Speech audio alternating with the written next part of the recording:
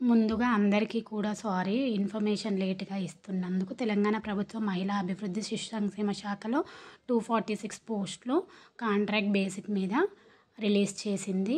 ఆ పోస్టులు ఏంటి అంటే ఎవ్రీ డిస్ట్రిక్ట్‌లో ఉంటాయి. ఒక్కొక్క బోర్డులో ఉంటుందన్నమాట. ఒక్కో బోర్డుకి సోషల్ వర్కర్ వేకెన్సీస్ ఉన్నాయి. మొత్తం ఖాళీలు 66 అన్నమాట. దీనికి ప్రతి కమిటీలో కూడా ఒక చైర్మన్, 4 మెంబర్స్ ఉంటారు. మీకు కంప్లీట్ ఇన్ఫర్మేషన్ కావాలి అంటే ఇప్పుడు నేను పెట్టినటువంటి దీన్ని ఒక్కసారి స్క్రీన్‌షాట్ తీసుకోండి.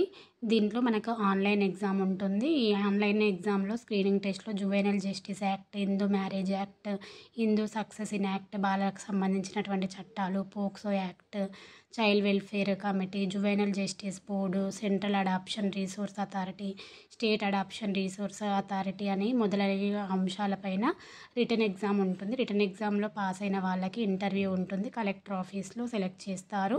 శాలరీ విషయానికి వస్తే 40,000 ఉంటుంది. 3 ఇయర్స్ కాలానికి నియమించబడతారనమాట వీళ్ళు. అభ్యర్థులు ఆన్లైన్లో అప్లై చేసుకోవాలి. ఆగస్ట్ 8 అంటే రేపటికే లాస్ట్ డేట్ అనమాట. క్వాలిఫికేషన్ ఉన్నవాళ్ళు అప్లై చేసుకోండి. ఓకేనా? థ్యాంక్